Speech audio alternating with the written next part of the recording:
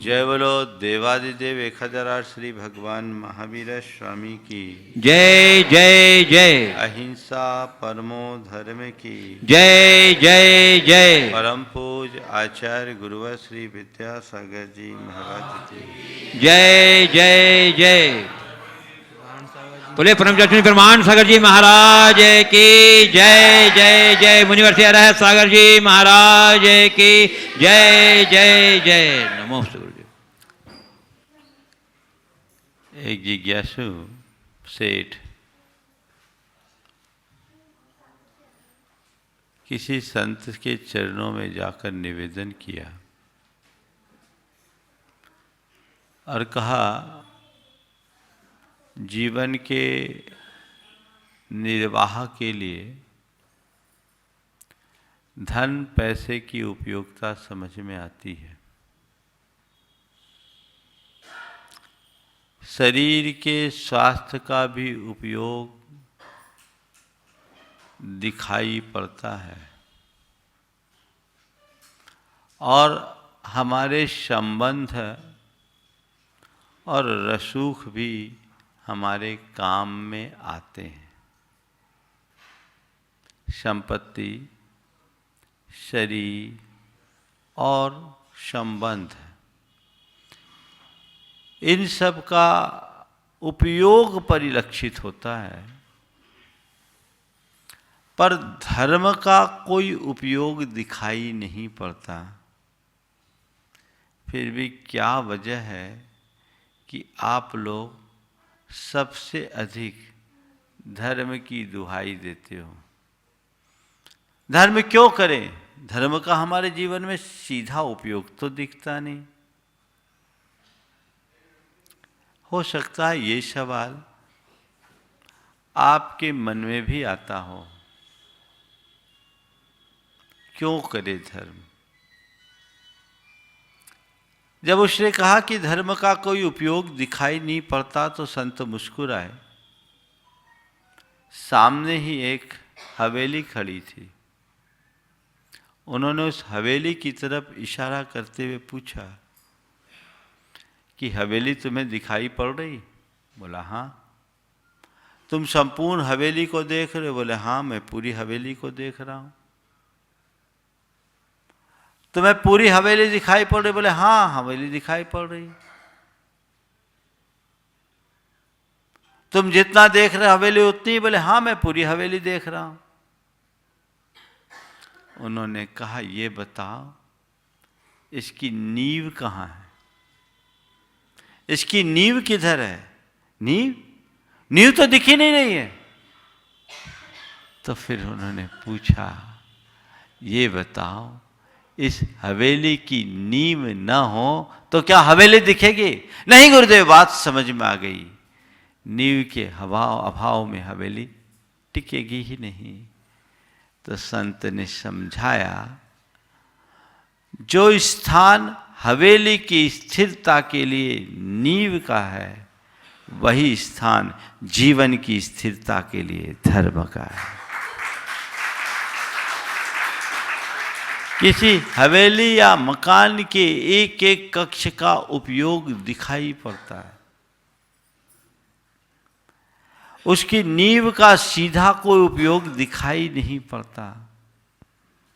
पर नींव के अभाव में वो टिक ही नहीं सकती। इसी तरह धर्म का सीधा उपयोग भले न दिखे, पर धर्म के अभाव में जीवन में स्थिरता संभव ही नहीं है। आप सब लोग धर्मी लोग हैं, हो कि नहीं हो? बोलो। आज 4 बातें आप सबसे करूंगा। धर्म क्यों, धर्म क्या, धर्म कब और धर्म कैसे, है ना? आप सब धर्मी हो कि नहीं हो ना? थोड़ा जोर से तो बोलो। पापी तो नहीं बोल रहा हूँ, धर्मी बोल रहा हूँ। तो धर्मी बोलते समय तो सीना फुला के बोलना चाहिए। आप धर्मी हो कि नहीं हो? हाँ, धर्म करते हो? क्यों करते हो? बोलो। पापों का क्षय करने के लिए, पुण्य का बंध करने के लिए, है ना? जन्म से अब तक कितना धर्म किया कि नहीं किया? कितना पाप का क्षय किया, कोई हिसाब है? कितना पुण्य बांधा, कोई लेखा जोखा है? फिर मेरे देखे, लोग 4 दृष्टियों से धर्म करते हैं। ज्यादातर लोग तो इस भाव से धर्म करते हैं कि बाप दादाओं ने धर्म करने के संस्कार दिए, परंपरागत पीढ़ियों से धर्म होता रहा, सो मैं भी धर्मी बन गया। दूसरे किस्म के लोग वे होते हैं जिन्हें ये बताया जाता है कि धर्म करने से दुख संकट दूर हो जाएंगे, मुसीबतें टल जाएंगी, रुके कार्य पूरे हो जाएंगे। तो ऐसे लोग इस भाव से प्रेरित होकर धर्म करते हैं। तीसरे प्रकार के लोग हैं, वो धर्म इस भाव से करते हैं कि धर्म करेंगे तो मेरे पाप कटेंगे, पुण्य बढ़ेगा, मुझे सद्गति मिलेगी, मैं स्वर्ग जाऊंगा, नरक जाने से बच जाऊंगा। और चौथा उद्देश्य, वो उद्देश्य है कि धर्म करूंगा तो मेरा जीवन संवरेगा, धर्म करूंगा तो मेरा जीवन सुधरेगा। अपने जीवन को संवारने और सुधारने के उद्देश्य से धर्म करने वाले लोग होते हैं जिनकी संख्या अत्यल्प है। अब मैं इन चारों की चर्चा करता हूँ और आपको देखना है कि मेरा स्थान कहाँ है। निश्चित माँ बाप की बड़ी कृपा है, पूर्वजों की कृपा है कि उन्होंने हमें धार्मिक संस्कार दिए। इस वजह से आज मेरे जीवन में धर्म जुड़ा है, धार्मिक क्रियाकलापों के प्रति मेरी रुचि है, व्यसन बुराइयों से मैं बचा हुआ हूँ। यदि माँ बाप ने ऐसे संस्कार नहीं दिए होते तो आज मैं लंपट बन गया होता, आवारा बन गया होता, अपराधी बन गया होता, व्यभिचारी बन गया होता, संस्कार विहीन हो गया होता। ये एक बड़ा सकारात्मक पहलू है। लेकिन धर्म करना अच्छी बात है, पर केवल इस वजह से धर्म करना कि बाप दादाओं ने धर्म करने की प्रेरणा दी है, धर्म का वह फल नहीं दे पाएगा जिसके हम हकदार हैं। ये उसका सही उद्देश्य नहीं है। क्या उद्देश्य वो आगे बताऊंगा, लेकिन ये आपको देखना है कि मैं धर्म कर रहा हूं इसलिए कि एक धार्मिक परिवार में जन्म लिया तो बहुत बड़ी बात नहीं है। दूसरा उद्देश्य, धर्म करेंगे तो मुसीबतें टलेगी, संकट टलेंगे, कष्ट मिटेंगे। ये उद्देश्य भी सही नहीं है। ज्यादातर लोग इसी भाव से धर्म करते हैं और यदि कदाचित उनके जीवन में आपत्ति विपत्ति आती है तो उनका मन टूट जाता है। वे कह बैठते हैं हमने इतना धर्म किया, हमको धर्म से क्या मिला। श्रद्धा भी डगमगा जाती है। बहुत सारे लोग धर्म से पूरी तरह विमुख हो जाते हैं और ये स्वाभाविक है, क्योंकि उनका उद्देश्य ही गलत था। धर्म से जो लाभ लिया जा सकता है वो लाभ उनकी दृष्टि में ही नहीं है, और जिस दृष्टि से वो धर्म कर रहे हैं वो धर्म का क्षेत्र ही नहीं है। पर हम लोगों को बचपन से गलत संस्कार दिए गए, भय और लालच से धर्म का पाठ पढ़ाया गया। जब स्कूल में पढ़ते थे, परीक्षा, बेटा स्कूल जाने के पहले, परीक्षा देने के पहले मंदिर जा, पेपर अच्छा जाएगा। ये कहा जाता है? रिजल्ट खुलना है, जा पहले मंदिर चले जा, फिर रिजल्ट अच्छा आएगा। अगर मंदिर गए रिजल्ट आ गया तो भगवान ने हम पर कृपा कर दी, और मंदिर नहीं गए और उसके बाद भी रिजल्ट नहीं आया तो भगवान हमसे नाराज है ना। अब भगवान क्या करेंगे? रिजल्ट तो हमारा बन चुका, डिक्लेयर आज होना है। आज जाके तुम भगवान से अर्जी लगा रहे हो, जैसे चमत्कार कर दे वो। एक बार ऐसा हुआ, एक बच्चा भगवान के मंदिर में गया और बार बार कह रहा था, हे भगवान मुंबई को भारत की राजधानी बना दे, हे भगवान मुंबई को भारत की राजधानी बना दे, हे भगवान मुंबई को भारत की राजधानी बना दे, हे भगवान मुंबई को भारत की राजधानी बना दे। एक व्यक्ति को बड़ा आश्चर्य हुआ, बोला हद हो गई, ये क्या गुहार लगा रहा है? राजधानी दिल्ली है और मुंबई, भारत की राजधानी दिल्ली है, मुंबई बन जाएगी तुझे क्या मिलेगा? मुंबई बन जाएगी तुझे क्या मिलेगा? बोले पता नहीं, मैंने गलती से पेपर में भारत की राजधानी मुंबई लिख दिया।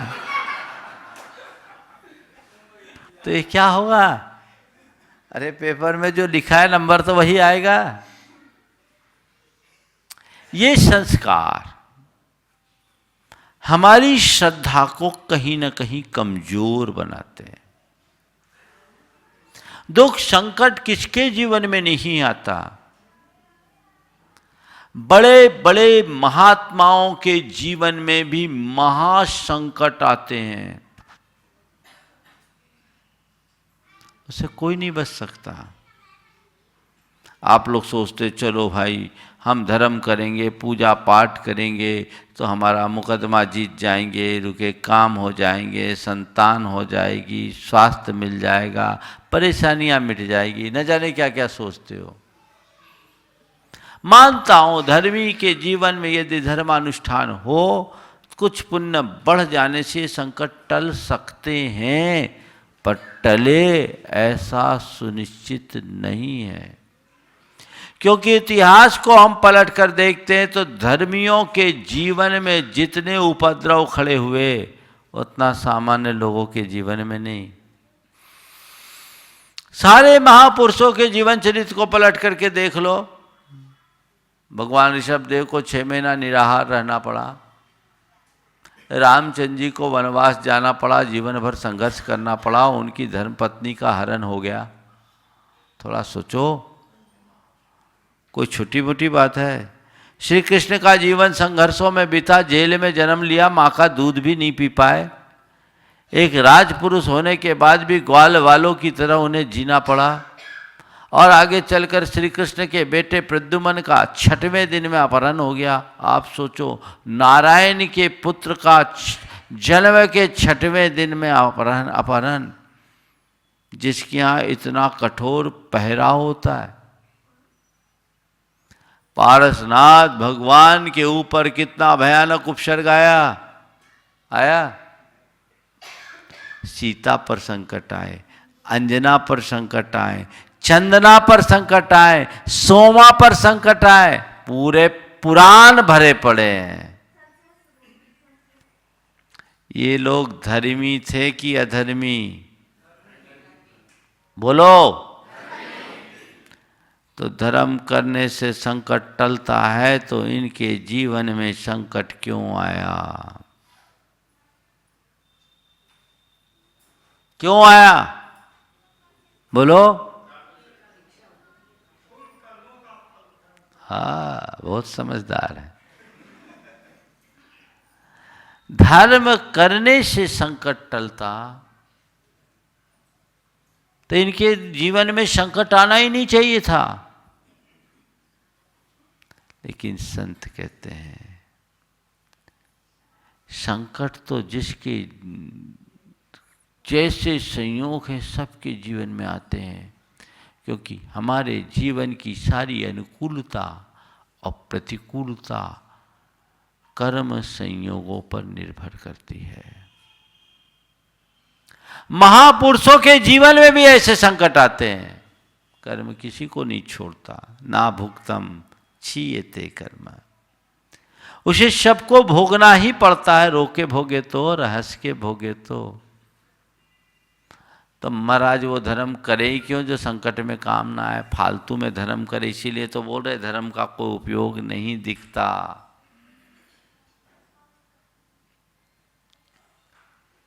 ध्यान रखो, धर्म हमारे संकटों को टालता नहीं, पर एक धर्म ही है जो हमें संकटों में संभालता है।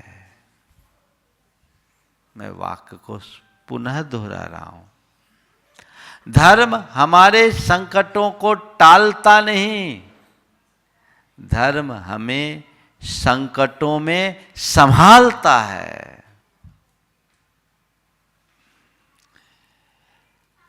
धर्मी के जीवन में चाहे कितने भी संकट आए,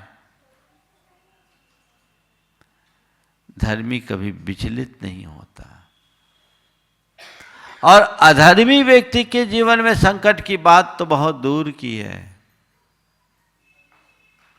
छोटी छोटी सी बाधाओं में विचलित हो जाता है। एक युवक, उसके पिता अल्प उम्र में चले गए। जिस समय पिता की मृत्यु हुई वो बच्चा कुल 14 साल का था। माता पिता बड़े धर्मात्मा,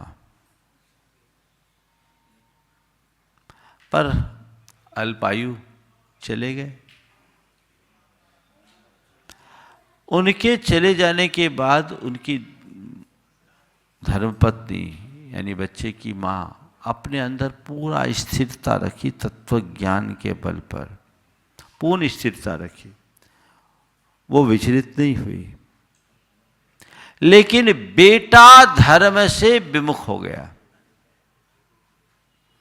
एक दिन आकर के उन्होंने मुझसे कहा, महाराज जी मेरे पति चले गए, इसका तो मुझे कोई दुख नहीं है, संयोग है, उनका मेरा इतने ही दिन का साथ था।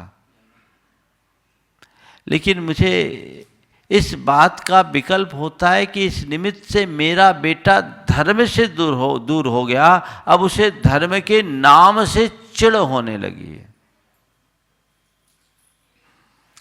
महाराज जी आप ही उसे संभाल सकते हैं। बचपन से जुड़ा हुआ परिवार था और बच्चा 3-4 साल की उम्र से मेरे पास आता था, और बल्कि पहले से। मैंने उसके दोस्तों के साथ उसे बुलाया, वो मेरे पास आया। तो जैसे ही मैंने उससे बात छेड़ी तो उसने सीधा सीधा वही बोल दिया, महाराज जी अब मेरी धर्म में कोई रुचि नहीं, मेरे पापा ने इतना धर्म किया, मम्मी इतना धर्म करती, फिर भी हमको धर्म से क्या मिला, महाराज अब मेरी इच्छा नहीं होती। मैंने उससे कुल इतना कहा। संयोग तो उसी शहर में एक घटना और घटी थी। हमने कहा देख तेरे पापा गए, आने जाने को तो कोई रोक नहीं सकता, पर इतनी बड़ी ट्रेजेडी होने के बाद तेरी मम्मी की स्थिति कैसी है? अरे मम्मी तो स्थिर है। तो तेरी मम्मी में स्थिरता कैसे आई? बोले मम्मी ने तो धर्म से स्थिरता कर ली। मम्मी अपने धर्म से स्थिरता कर ली। तो हमने कहा तू तो बोलता था कि धर्म ने हमें क्या दिया, तेरी मम्मी को स्थिरता किसने दी? धर्म ने तो दिया। नहीं महाराज फिर भी पापा कैसे चले गए? संयोग से उसी शहर में एक महिला ने छत से कूद करके सुसाइड की थी 60 वर्ष की उम्र में, और उसके सुसाइड के बाद उनके पति डिप्रेशन में आ गए थे। हमने उससे पूछा ये बता, उस अंकल को जानते? बोले हाँ जानते हैं। बोले क्या हुआ? बोले उनके यहाँ आंटी जो थी वो छत से कूद के सुसाइड कर लिया। बोले क्या हाल है उनका? बोले वो डिप्रेशन में। बोले कितने दिन हो गए? बोले 6 महीना। हाँ बोले 60 वर्ष की पत्नी को खोने वाला व्यक्ति डिप्रेशन में है, और 40 साल की उम्र में पति को खोने वाली महिला स्थिर है। बताए इसकी वजह क्या है? उसने कहा महाराज ये तो धर्म के ही कारण है। तो हमने कहा अब तुझे समझ में आया। किसी के जन्म मरण को रोक पाना धर्म के वश की बात नहीं है, लेकिन संयोग वियोग में स्थिरता बनाए रखने की क्षमता यदि तुम्हें कोई दे सकता है तो केवल धर्म दे सकता है। केवल धर्म से तुम्हें स्थिरता मिल सकती है। ये बात अंदर स्थापित कर लो, अंकित कर लो। केवल 2 पंक्तियों को अपने जीवन का आदर्श बना लो। होकर सुख में मग्न न फूलूं, दुख में कभी न घबराऊं, इष्ट वियोग अनिष्ट योग में सहनशीलता दिखलाऊं। ये धर्म का निचोड़ है, सार है। कितना भी सुख हो जाए अभिमान न करूं, और कैसा भी दुख और कष्ट है मन में हीनता और दीनता का भाव न आने दूं। इष्ट का वियोग हो तो और अनिष्ट का संयोग हो तो इष्ट वियोग अनिष्ट योग में सहनशीलता दिखलाऊं। समझ गए? तो धर्म करने का उद्देश्य अपने अंदर स्थिरता लाना है। समझ गए? स्थिरता की तरफ तुम्हारी दृष्टि हो। ये तब होगा जब हम धर्म के आध्यात्मिक रूप को आत्मसात करेंगे, जिसकी चर्चा अभी थोड़ी देर बाद में करूंगा। तीसरा उद्देश्य, धर्म करेंगे तो पुण्य बंधेगा, पाप कटेगा, सदगति मिलेगी। इस भाव से आप लोग खूब धर्म करते हो। 2 घंटा 3 घंटा मंदिर में तन्मयता के साथ पूजा पाठ कर लेते हो, और बाहर आते हो तो जहां के तहां। पुण्य कमाने के लिए धर्म आप लोग करते हो कि नहीं करते? बोलो, कितना पुण्य कमाया? हिसाब है? कोई हिसाब नहीं। कितना पाप कटा? हिसाब है? बस हम एक परंपरागत विश्वास के साथ धर्म करते आ रहे हैं, और मेरी दृष्टि में वो एक प्रकार की आत्ममुग्धता है, धर्म नहीं। हम अपने आप को कृतार्थ महसूस करते। 2 घंटे हमने पूजा कर लिया, खूब कर लिया, अब तो मेरी सीट स्वर्ग में आरक्षित हो गई। अरे भाई, जितने भी पूजा पाठ की क्रियाएं हैं उनका प्रयोजन क्या है? पूजा पाठ, सत्संग, समागम, इन सब का प्रयोजन क्या है? इसे सामने रख के चलो। इनका प्रयोजन जीवन का रूपांतरण होना चाहिए। अगर जीवन को रूपांतरित करने में तुम समर्थ हो तो तुम्हारी धार्मिक क्रियाओं की सार्थकता है, अन्यथा एक प्रकार से समय को काटना है। एक परिवार मेरे पास आया, मैं समेत शिखर में था, दिल्ली का परिवार था। उनके साथ एक युवक भी था जो बाहर से MBA करके आया था। घर के लोगों ने कहा, महाराज जी आप इसे समझाओ, ये धर्म से बहुत दूर रहता है। मैं उसकी तरफ देखा, और जैसे ही मैं उसकी तरफ देखा तो उसने कहा, महाराज जी अगर धर्म का वही स्वरूप है जो मेरे मम्मी पापा करते हैं तो मुझे ऐसे धर्म से एलर्जी है। महाराज जी यदि धर्म का वही स्वरूप है जो मेरे मम्मी पापा करते हैं, तो मुझे ऐसे धर्म से एलर्जी है। एलर्जी शब्द सुनकर के मैं थोड़ा चौंका। हमने कहा क्या मामला है भाई? बोले महाराज जी, मम्मी पापा दोनों सवेरे 5 बजे घर से मंदिर के लिए निकलते हैं और 10 बजे आते हैं। कार में लड़ते लड़ते जाते हैं और लड़ते लड़ते आते हैं।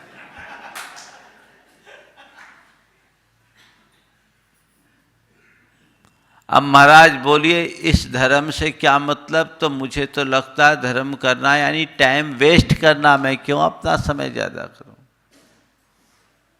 इन लोगों को 30-40 बरस हो गए धर्म करते करते। मैं इनको देखता हूं तो जब लगता है कि ये कुछ नहीं पा पाए तो मैं क्या पाऊंगा। मैंने उसे समझाया कि हो सकता है तुम्हारा अनुभव सही हो, पर सबके साथ ऐसा हो कोई जरूरी नहीं। तुम कहते हो कि धर्म क्यों करूं? मैं तुमसे एक सवाल करता हूं। तुम अपने निगेटिव इमोशंस पर नियंत्रण चाहते हो? बोले हाँ चाहता हूं। वो तो जरूरी है, इससे कैरियर भी प्रभावित होता है। मैंने कहा तुम अपनी बैड हैबिट से बचना चाहते हो? बोले हाँ बचना चाहता हूं। हमने कहा यही तो धर्म है। यही तो धर्म है, जीवन की नकारात्मकता को मिटाना और दुष्प्रवृत्तियों से बचना। यही तो धर्म है। वो एकदम चौंका। वो तो सोचा महाराज कहेंगे माला फेरो, पूजा पाठ करो, मंदिर जाओ, अभिषेक करो। महाराज ने तो एकदम अलग बोला। महाराज अगर धर्म का ये रूप है तो मुझे इसमें इंटरेस्ट है। मैंने उसे समझाया, उसके जीवन में बदलाव आया। अभी थोड़ी देर बाद आगे चर्चा करूंगा। लेकिन मैं आपसे कहता हूं, आप पुण्य कमाने के लिए मंदिर जाते हो, पूजा पाठ करते हो, व्रत उपवास करते हो, त्याग तपस्या करते हो, दान पुण्य का अनुष्ठान करते हो। कितना पुण्य कमाया? कोई हिसाब? मैं आप सबसे कहता हूं, पुण्य कमाने के लिए धर्म करना बंद कर दो। पुण्य कमाने के लिए धर्म करना बंद कर दो। फिर से बोलूं, बंद कर दो धर्म पुण्य कमाने के लिए। क्या करो? पुण्य कमाने के लिए नहीं, जीवन को पुण्य बनाने के लिए धर्म करो।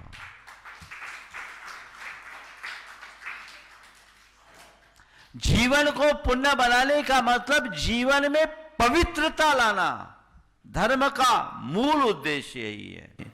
जब तक हमारे चाल और चलन में अंतर नहीं आए, धर्म का कोई मजा नहीं। तो क्या लक्ष्य रखोगे आज से धर्म का? पुण्य कमाने का या पुण्य बनाने का? और जितना तुम पुण्य बनाओगे ना जीवन को, उतना पुण्य कमाओगे। धर्म करेंगे मेरे पाप कट जाएंगे, तो क्या पाप काटने की मशीन है धर्म?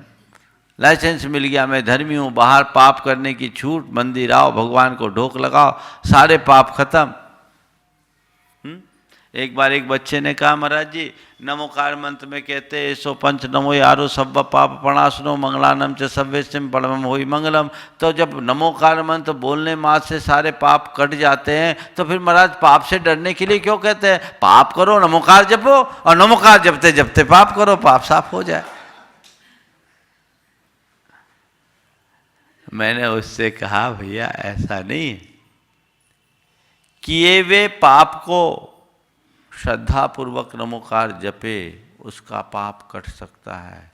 लेकिन नमोकार जपने के बाद भी जो पाप से बचने का भावना रखे, समझना उसके मन में नमोकार के प्रति श्रद्धा ही नहीं, उसका कोई भी पाप कटेगा नहीं, बल्कि पाप बंधेगा। धर्म करोगे पाप कटता है, इसमें कोई संशय नहीं। लेकिन पाप काटने के लिए धर्म मत करो। पाप त्यागने के लिए धर्म करो।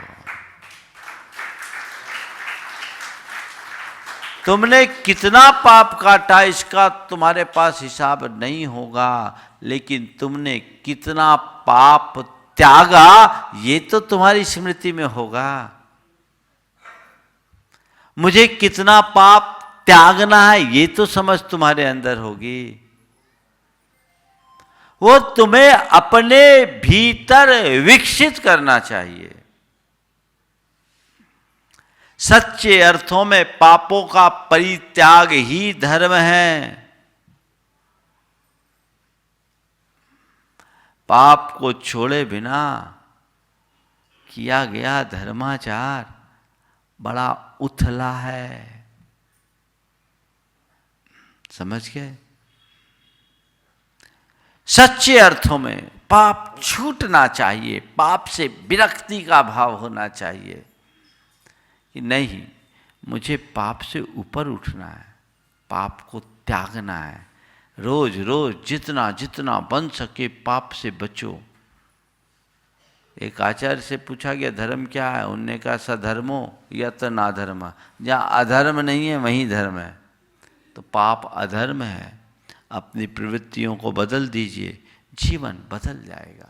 अरे धर्म करेंगे स्वर्ग जाएंगे, स्वर्ग जाने के लिए धर्म करते करते तो जिंदगी बीत गई। और भारत में तो एक व्यवस्था बन गई, जो मरे उसको नाम के बाद स्वर्गीय लगा दो, चाहे जिंदगी भर नरक का काम क्यों ना करे। आज नरकों में सड़ने वाले लोग भी स्वर्गीय बन गए हैं, है ना? नहीं, स्वर्ग जाने के लिए धर्म मत करो, जीते जी जीवन को स्वर्ग बनाने के लिए धर्म करो।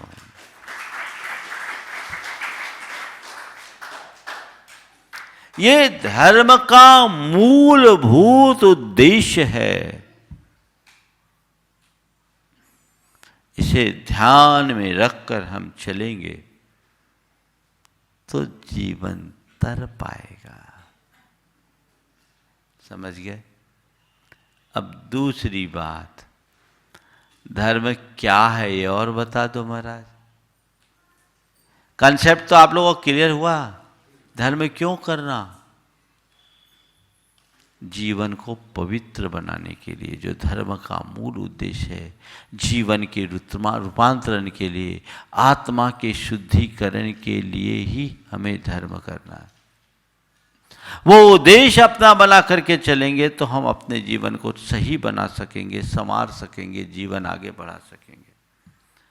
वैसा लक्ष्य लेकर आप निरंतर चलते चलें, आत्मशुद्धि, आत्महित, जीवन को सुधारने और संवारने के लिए बदलाव घटित होता है। अब धर्म क्या?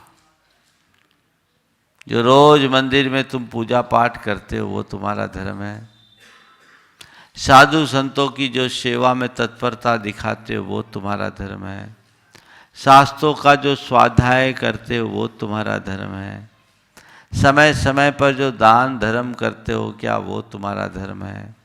व्रत उपवास करते हो वो तुम्हारा धर्म है। बेशक ये सब धर्म है, अधर्म नहीं है। ये धर्म है, लेकिन धर्म का बाहरी रूप है। धर्म का बाहरी रूप है, भीतरी रूप को पहचानो। असल धर्म क्या है इसे जानो। धर्म के 3 रूप दिखाई पड़ते हैं। एक है पूजा उपासना,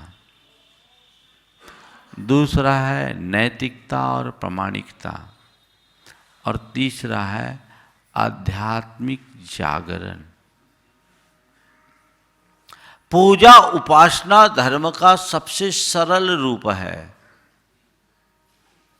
लोग खूब पूजा पाठ करने में रुचि रखते हैं, खूब उपासना करते हैं, लेकिन पूजा भी तन्मय होकर करते हैं और पाप में भी उतने ही तन्मय हो जाते हैं। तो उस पूजा से वांछित लाभ नहीं मिलेगा। जो लोग इस आस्था के साथ पूजा पाठ करते हैं कि पूजा अर्चा से कुछ पुण्य बंधेगा, उनका धर्म घंटे 2 घंटे की क्रिया मात्र बनकर सिमट जाता है।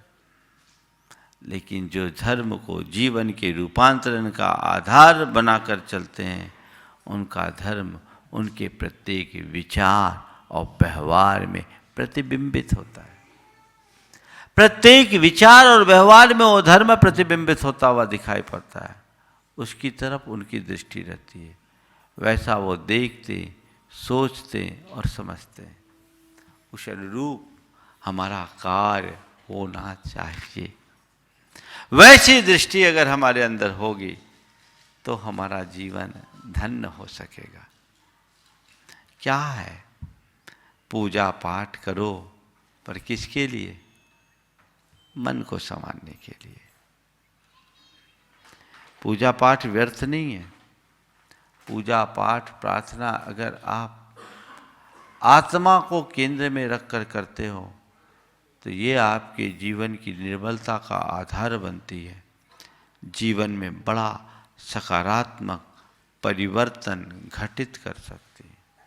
मेरे संपर्क में अनेक लोग हैं जिन्होंने धार्मिक क्रियाओं के बदौलत अपने जीवन में बहुत बड़ा बदलाव घटित किया है।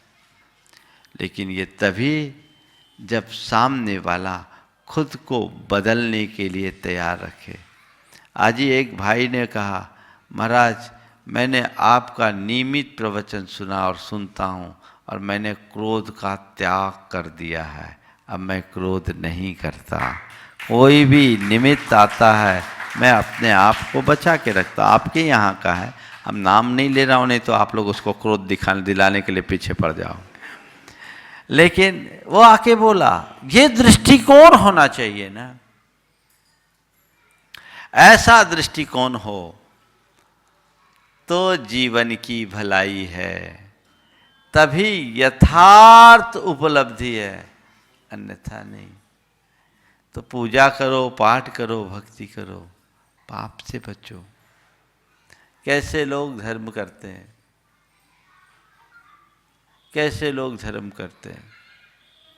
एक जगह सत्संग होता था और एक आदमी सबसे आगे की पंक्ति में बैठ करके प्रवचन सुनता था। एक रोज एक चोर भी उस प्रवचन सभा में चला गया। उसने प्रवचन सुना, वो बड़ा प्रभावित हुआ और उसने उस दिन से चोरी का त्याग कर दिया। अगले दिन सौदा लेने के लिए उसी सेठ की दुकान में गया जो सबसे आगे रहता था। जैसे ही सेठ के यहाँ सामान लिया, सेठ ने डंडी मार ली। डंडी मारी तो चोर ने देख लिया, अब चोर के आगे चोरी कौन कर सकता है। चोर ने कहा, हद हो गई सेठ जी, आप रोज प्रवचन सुनने जाते हो, उसके बाद भी आप डंडी मार रहे हो। मैंने एक दिन प्रवचन सुना और अपना मूल धंधा ही बंद कर दिया, चोरी का हमेशा को त्याग दिया, और आप अभी भी डंडी मार रहे हो। मामला क्या है, आप क्या सुनते हो? बोले, उसने कहा, सुनो भैया, वो धर्म ही है धंधा, हम धंधे में धर्म नहीं मिलाते। धर्म धर्म के लिए करते, धंधा धंधा के लिए करते हैं। वास्तव में ये दृष्टिकोण ही अंधा है। इसे पलटना चाहिए, इसे बदलना चाहिए। ये परिवर्तन अपने भीतर घटित कीजिए।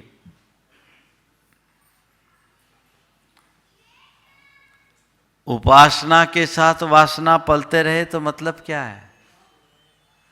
उसे शमित कीजिए। मन की दुर्बलता है, इस दुर्बलता को दूर कीजिए। अच्छे अच्छे लोग, एक बार एक सज्जन ने आकर के मुझसे कहा, उम्र दराज व्यक्ति थे, 80 वर्ष की उम्र थी, बड़े आत्मग्लानि से भर करके बोला, महाराज मेरा मन इतना निर्लज्ज है कि आपसे क्या कहूँ। 80 वर्ष की उम्र हो गई, भगवान के दर्शन करते करते यदि किसी युवती पर नजर पड़ जाए तो मन डोल जाता है। अपने मन से पूछो, तुम कहाँ हो? अगर तुम्हारे हृदय में पाप आज भी पनप रहा है तो अभी तुम धर्म से दूर हो। समझ गए?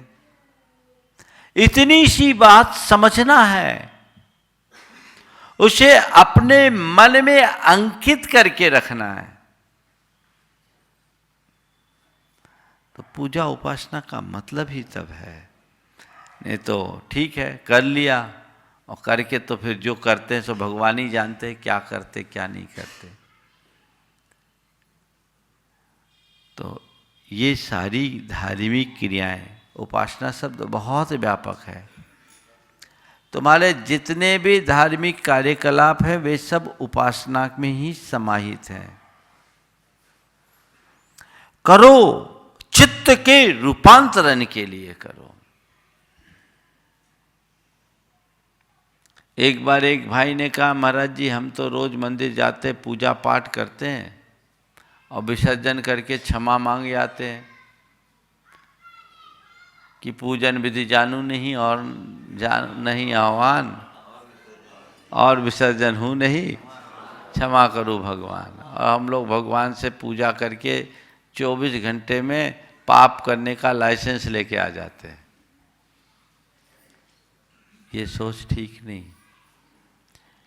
यहाँ संभले, अपने आप को बचा करके चले, तो वो हमारे जीवन की सही उपलब्धि बन सकेगी और तभी हम अपने जीवन में कुछ अच्छा घटित कर पाएंगे।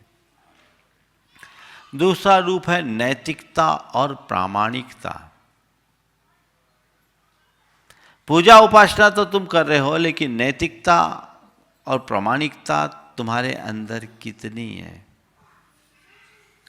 लोग खूब धर्मी हों और उसके बाद में मिलावट का काम करे, लोग खूब धर्मी हों फिर भी अनैतिक आचरण करे, लोग धर्मी हों फिर भी लोगों के साथ षड्यंत्र करे, छल करे, धोखा दे, विश्वासघात करे, तो ऐसे व्यक्ति के धर्मी होने का क्या मतलब?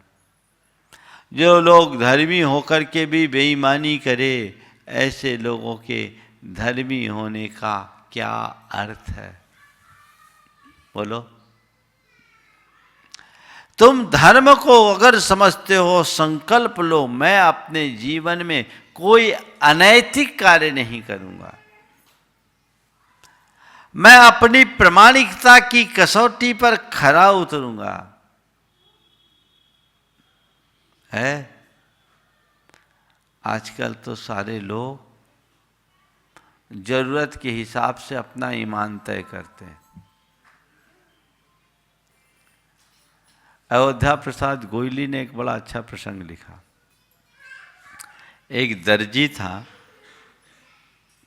उसे सपना आया कि वो मर गया, उसे दफनाया गया, उसकी कब्र बनाई गई और कब्र पर रंग बिरंगी झंडियाँ गाड़ दी गई। पूछा गया कि ये झंडियाँ क्यों गाड़ी गई? तो उत्तर मिला, ये तुम्हारे गुनाहों का हिसाब है।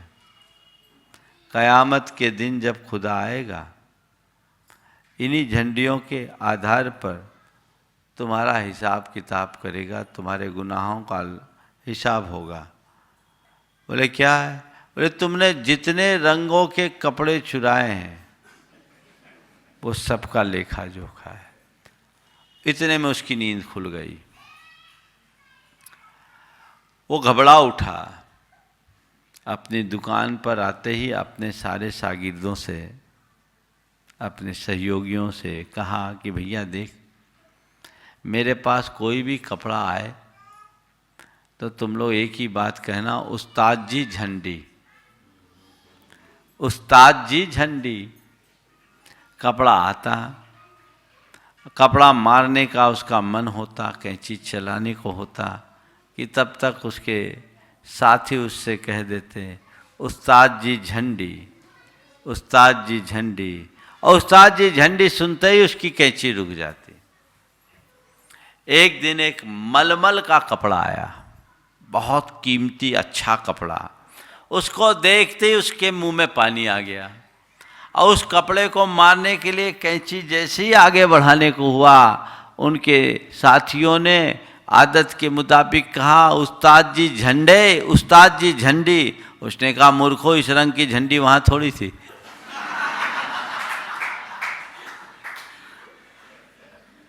अब क्या करोगे? इससे वांछित लाभ नहीं मिल सकेगा। पूजा उपासना करे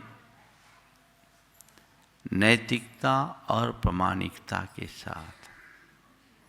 आज सारी प्रामाणिकता खंडित हो गई। अब औरों की बात क्या कहें, लोगों ने तो भगवान को भी चूना लगाना शुरू कर दिया है। मौका मिल जाए तो लोग भगवान को भी नहीं छोड़ेंगे, है ना? हाँ, भगवान के साथ भी पूरा, सबसे ज़्यादा धोखा भगवान के साथ होता है। मंगलवार का दिन था, पिता ने अपने बेटे से कहा कि एक काम कर, मैं अस्वस्थ हूँ, ये 10 का सिक्का हनुमान जी की गुल्लक में डालिया, मंदिर में जा। बोला, मैं फ्री में नहीं डालूंगा, मैं फ्री में नहीं डालूंगा। उन्होंने कहा, ठीक है, ये 10 का सिक्का तू अपने लिए ले ले। एक सिक्का उसने बेटे के लिए दिया, एक सिक्का कहा जा गुल्लक में डाल दो। लड़का शरारती था, वो सिक्का उछालते उछालते जा रहा था।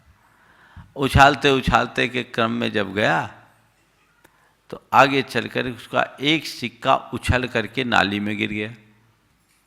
जब सिक्का नाली में गया, कहा पैसा तो गया। उसने कहा, हनुमान जी आपका सिक्का गया, मेरा बचा।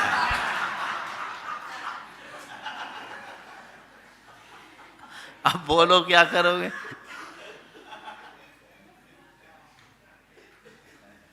तो ये टेंडेंसी अच्छी नहीं। मनुष्य को कमिटमेंट का धनी होना चाहिए।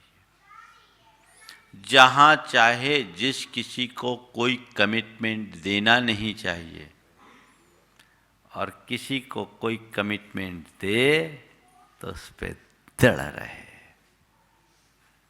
तब जीवन में कुछ अच्छा घटित कर पाएंगे। तीसरा जो धर्म का असली स्वरूप है वह है आध्यात्मिक जागरण। आध्यात्मिकता जिसके हृदय में जग जाती है, उसका जीवन निहाल हो जाता है। वो जागरूकता अपने भीतर लाइए, अपनी चेतना को जगाइए। हम बहुत ऊंचाई का स्पर्श कर सकेंगे, हमारा जीवन धन्य हो सकेगा। तो वो हमारा केंद्र होना चाहिए। मेरे संपर्क में ऐसे अनेक लोग हैं जिनके जीवन में धर्म से जुड़ने के बाद जबरदस्त मोड़ आया है, और वो आध्यात्मिक मोड़ कोई क्रिया में नहीं, विचारों में भी। क्रियागत परिवर्तन बड़ा सरल है, विचारों का परिवर्तन बहुत कठिन है। तुम्हारे भाव विचार बदलने चाहिए, तब जीवन का लाभ है। तीसरा सवाल, धर्म कब करे? आप सब लोगों के मन में भी रहता तो है कि हमें धर्म करना है, लेकिन धर्म के विषय में लोगों की प्लानिंग क्या होती है बताओ? जब सब कर लेंगे तब धर्म करेंगे, माने सब काम से निवृत्त होकर के धर्म करेंगे। तो जिंदगी बीत जाती है, कामों से निवृत्ति नहीं मिल पाती, और जब कामों से निवृत्ति मिल भी जाए तो धर्म करने लायक नहीं बचते, शरीर ही नहीं रहते। किसी से पूछो तो कहता अभी मेरी उम्र थोड़ी है, धर्म करने की बात कहो तो कहेगा अभी हमारी उम्र थोड़ी है, और ज़्यादा हो जाए तो फिर कहते भैया अब हमारी उम्र कहाँ बची। दो ही बातें हैं ना, अब हमारी उम्र कहाँ बची। और पहले कह रहे थे उम्र थोड़ी है। अरे जब तुम्हें उम्र थोड़ी थी तब समझ में आती तो स्थिति बदल जाती। एक जगह की बात है, एक समाज के मुखिया मेरे पास बैठे थे, 80 साल के अध्यक्ष थे समाज के प्रधान। बात बात में उन्होंने कहा, महाराज रात 11 बजे जब तक 2 मिस्सी पराठे नहीं खाता नींद नहीं आती। 80 साल का व्यक्ति कह रहा रात 11 बजे जब तक 2 मिस्सी पराठे नहीं खा लेता तब तक मुझे नींद नहीं आती। वहीं पर उनका 17 साल का पोता बैठा था जो रात्रि में पानी भी नहीं पीता। 17 साल का पोता बाजू में बैठा। मैंने उसकी तरफ इशारा किया और कहा इसे देखो और कुछ तो शर्म खाओ, इसे देखो और कुछ तो शर्म खाओ। उसने कहा महाराज गलती मेरी नहीं, दोष आपका है। गलती मेरी नहीं, दोष आपका है। मैंने पूछा क्या बोलते हो? बोले महाराज इसकी उम्र में आप हमें क्यों नहीं मिले, इसकी उम्र में आप हमें क्यों नहीं मिले। अगर मिल गए होते तो हम सुधर गए होते। बंधुओं, मैं खासकर युवाओं से कहना चाहूँगा, युवाओं को धार्मिक कार्यों के प्रति अल्प रुचि दिखती है। वे ये सोचते हैं अभी तो एंजॉय करने के दिन हैं, फिर हम धर्म करेंगे। ध्यान रखो, धर्म को ही एंजॉय करना शुरू कर दो, जीवन में एक अलग प्रकार की अनुभूति होने लगेगी। आज करोगे तो कल तुम करने लायक रहोगे, अगर आज नहीं करे तो कल क्या करोगे? कुछ नहीं कर सकोगे। एक बदलाव घटित होना चाहिए। सोच बदलिए, चिंतन बदलिए, जीवन की धारा को परिवर्तित कीजिए ताकि हम जीवन को एक नई ऊंचाई और नई दिशा दे सके। ऐसा पुरुषार्थ होना चाहिए। कब करो? जब समझ में आ जाए तब करो। कब करो? जब फुर्सत मिले तब करो। नहीं, आप लोग कब करना चाहते हो धर्म? जब फुर्सत मिल जाए तो धर्म करो। हमने सुना लॉकडाउन में लोगों ने जी भर करके धर्म किया क्योंकि फुर्सत थे ना। हालांकि ये एक अच्छी बात है, एक विपरीत समय का सही उपयोग हुआ। लेकिन ज़्यादातर लोग धर्म के संबंध में क्या करते हैं? जब फुर्सत मिले तो धर्म करें। नहीं, फुर्सत मिलने पर धर्म करने में मज़ा नहीं है, फुर्सत निकाल करके धर्म करने का मज़ा ही कुछ और है। फुर्सत निकालो, ऐसे जिंदगी में कभी फुर्सत नहीं मिलेगी। मनुष्य की दशा ये है कि रत्ती भर काम नहीं और क्षण भर की फुर्सत नहीं। फुर्सत निकालने से मिलती है। व्यर्थ में समय न गंवाकर सही कार्य में अगर हम समय लगाते हैं तो वो हमारे जीवन की एक बड़ी उपलब्धि होती। तो जब जागो तभी सवेरा की उक्ति को चरितार्थ करें। अभी हम जहाँ हैं, जिस स्थिति में हैं, वहीं से हमें अपने आप को धार्मिकता से जोड़ना चाहिए। और वह केवल रिचुअल तक नहीं, स्पिरिचुअलिटी के साथ। रिचुअल से स्पिरिचुअल की ओर बढ़ो। आखिरी बात, धर्म कैसे करें? भावों से भर कर करो, भाव विशुद्धि से करो, अहो भाव से करो, अंतरंग से करो, ऊपर के मन से मत करो। प्राय देखने में आता है या तो लोग धर्म करते नहीं करते तो आधे अधूरे मन से करते हैं। आधे अधूरे मन से किए गए धर्म का परिणाम भी आधा अधूरा होता है। अंतर मन से जुट कर धर्म करो, देखो क्या मजा आता है। जो करोगे उसका एक अलग अनुभव होगा, एक अलग आनंद होगा। तो जागरूकता के साथ, तत्परता के साथ, केवल क्रिया के रूप में नहीं।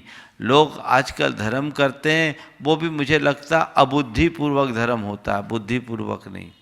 एक जगह भगवान का निर्वाण कल्याणक हो रहा था, लाडू चढ़ाई जा रही थी, सामूहिक रूप से बिना माइक के गर्भगृह में ही निर्वाण कांड पढ़ा जा रहा था।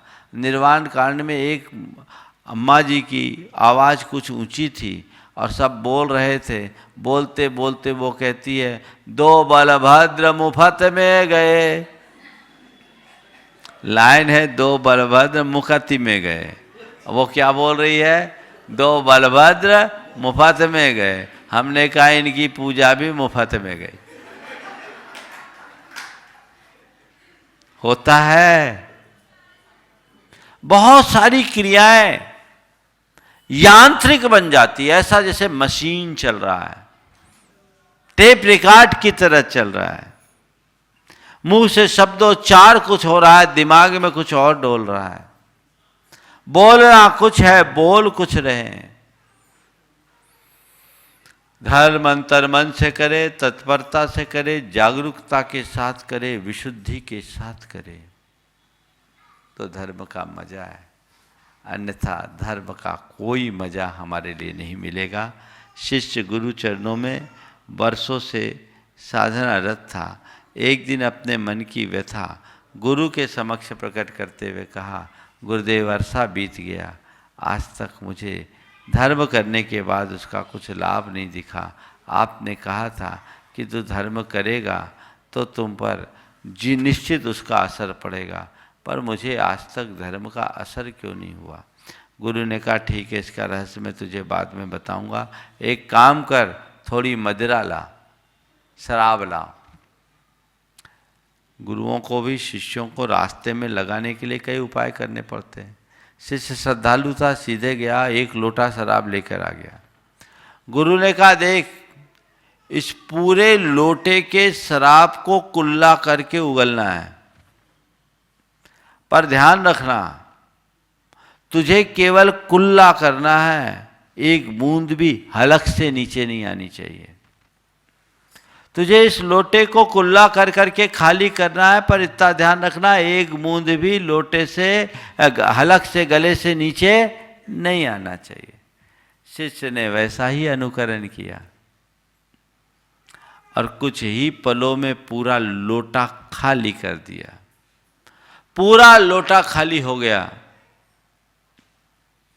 गुरु ने पूछा, क्यों, नशा चढ़ा क्या, असर पड़ा क्या?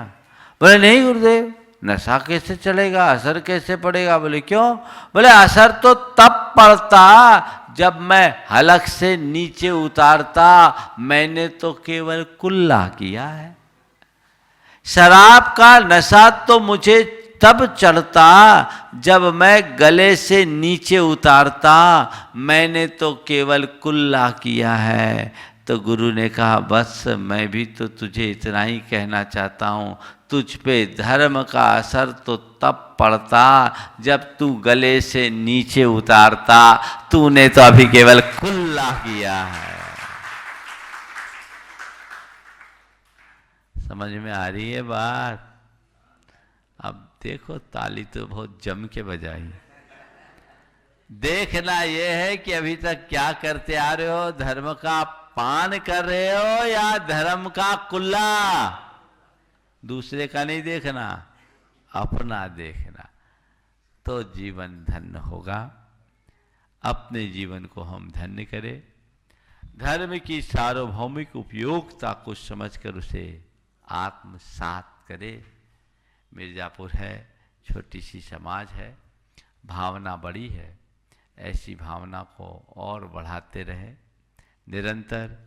हम मिर्जापुर में आज तीसरी बार आए, पर मिर्जापुर के लोग तो आते ही रहते हैं, लेकिन एक परिवार ऐसा है जो हमेशा मिर्जापुर का नाम ऊंचा करता रहता है। हमेशा ऋषभ भाई, विकास, विक्रम, पूरा परिवार आगे आता है।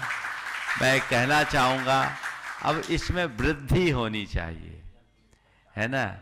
मिर्जापुर में हर घर में ऐसा ही जुड़ाव हो, ऐसी ही भावना हो, लोग आगे आए, अपने जीवन को समझे, संवारे और जीवन के क्रम को ऊंचा उठाने का प्रयास करें। निरंतर ऐसी ही भावना आप लोग बहाते रहें। ये थोड़े दिन का सानिध्य आपको मिला है, लेकिन ये आप सबकी बैटरी को चार्ज करने में बहुत महत्वपूर्ण स्थान भूमिका बनाएगी, आप सबके जीवन के विकास का आधार बनेगी। हम सबके जीवन का विकास हो। मंगल भावना के साथ मैं अपनी वाणी को विराम लूँगा। मनोज भाई से कह रहा हूँ, अब थोड़ा आगे बढ़ने की ज़रूरत है, पीछे नहीं हटने की ज़रूरत है। एक सुझाव आप सबको मैं देता हूँ। प्रायः जब लोगों से धर्म की बात की जाती है, भागीदारी की बात की जाती है, लोग अपने व्यवसाय का रोना रोते हैं। ध्यान रखना, व्यवसाय तो जन्म जिंदगी तक चलना है। कभी ऐसा समय नहीं आएगा कि तुम व्यवसाय से मुक्त हो। कदाचित नौकरी पेशा में होते तो रिटायर्ड होने की बात कुछ संभावना होती, लेकिन व्यापारी तो टायर्ड हो जाता है, रिटायर्ड नहीं होता। हमें अपना सिस्टम बदलना होगा। व्यवस्था ऐसी बनानी चाहिए कि काम भी चलता रहे और समय भी मिलता रहे, तो आप अपने जीवन में कुछ अच्छा कर सकोगे। एक बात गांठ में बांध के रखो कि मेरा पूरा जीवन केवल धन पैसे और गोरख धंधे तक ही सिमट कर न रह जाए। मैं अपने इस मनुष्य जीवन का उपयोग करूं, अच्छे कार्यों में अपने जीवन का समय बिताऊं और जीवन का उद्धार कर सकूं। ऐसी भावना निरंतर बना के रखे तो हम जीवन के सार को प्राप्त कर सकेंगे। कहीं ऐसा ना हो कि अंत समय हमारे मुख से अफसोस भरे शब्द निकले, हाय मैं कुछ कर नहीं सका। ऐसा जीवन जियो कि जिस दिन इस दुनिया से जाने का क्षण आए तो कृतार्थ महसूस करते हुए जाओ कि मैं एक अच्छी पारी खेल करके गया हूँ, बल्ला खाली नहीं लौटा है, सतकी पारी पूरी करके बाहर निकला हूँ। ये सोच अपने भीतर विकसित करेंगे तो उसके सुपरिणाम आएंगे। समय आप सबका हो गया है।